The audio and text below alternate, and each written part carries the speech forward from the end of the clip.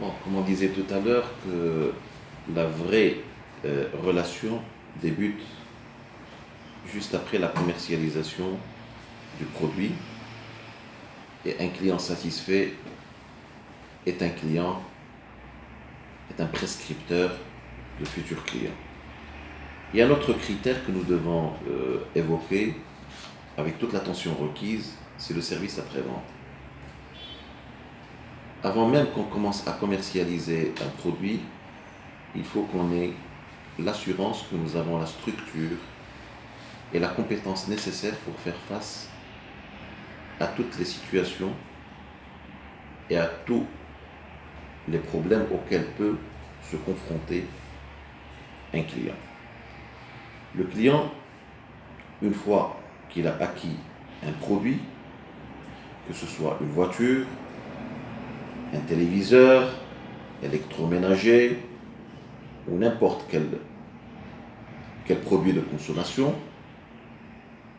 il faut qu'il puisse avoir l'assurance qu'une fois un problème se pose, il aura en face de lui des personnes et un service réactif, compétent, aimable, capable de régler les problèmes avec une extrême rapidité. Donc pour nous qui sommes des professionnels, nous avons acquis la conviction que pour commercialiser un produit, il y a 3 critères de sélection qui peuvent mettre en avant la qualité de nos produits. Premièrement, la disponibilité des pièces de rechange en après-vente. La disponibilité des réparateurs en cas de problème. La rapidité avec laquelle le produit sera réparé. Parce qu'il faut savoir que pour certains produits, l'immobilisation d'un produit donné peut être une source de désagrément pour le consommateur ou pour le client. La troisième des choses, une fois qu'il voudra vendre ce produit, quelle serait la valeur au niveau de l'occasion. Autant de critères que nous devons prendre en considération et qui constituent un critère de choix déterminant pour opter pour un produit au détriment d'un autre. Et cela est largement ressenti au niveau du secteur d'automobile dans lequel j'opère, puisqu'il y a plus que 40 marques qui sont présentes dans le marché et seules les marques qui sont capables d'assurer un accompagnement de qualité et de professionnalisme vis-à-vis du client qui sont capables d'assurer une pérennité sur le marché. Et quand j'ai parlé tout à l'heure de la qualité du vendeur, je dois également évoquer la qualité du service après-vente. Il faut que toutes les personnes que nous mettons en face avec les clients soient d'abord dotées de l'éducation nécessaire, du professionnalisme nécessaire et, bien entendu, des manières les plus efficaces et les plus appropriées pour atténuer généralement les colères des clients.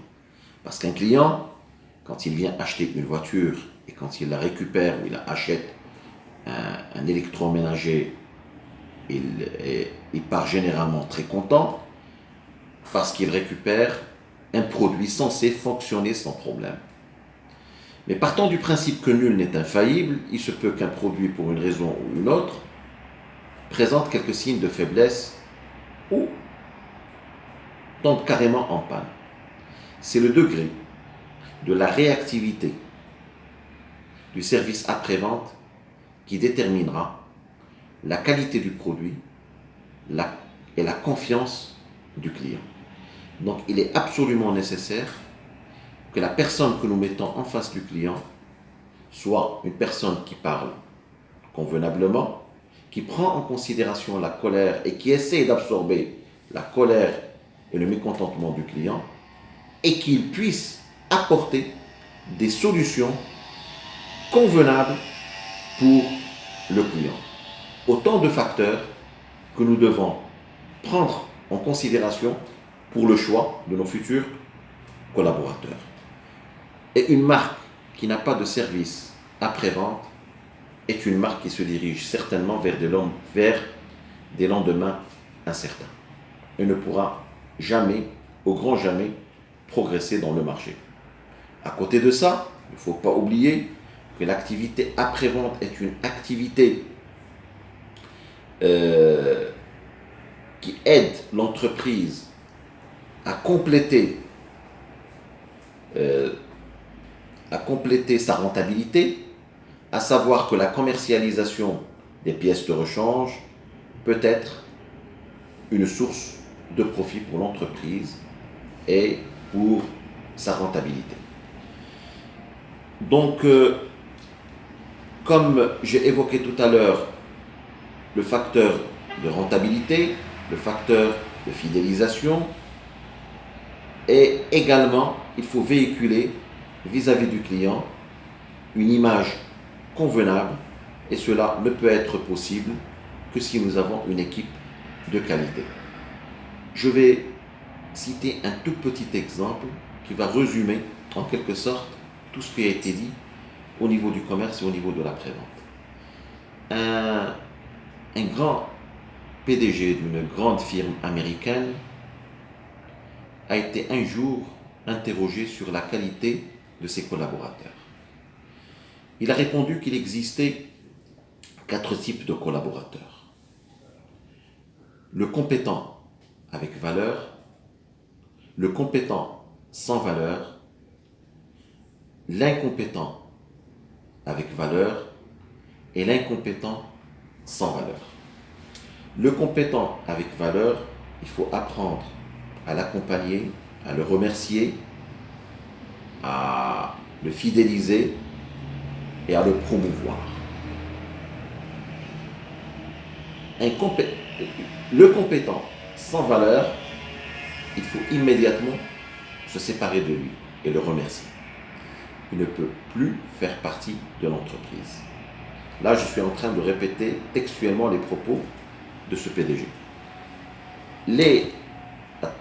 L'incompétent avec valeur, c'est quelqu'un qu'on doit accompagner, qu'on doit former jusqu'à ce qu'il devienne compétent pour qu'il puisse rejoindre l'équipe. Par contre, l'incompétent sans valeur, il faut sanctionner celui qui l'a recruté. Et cela n'a pas été dit au hasard, parce que les valeurs est une qualité primordiale pour l'image de l'entreprise. Je vous remercie.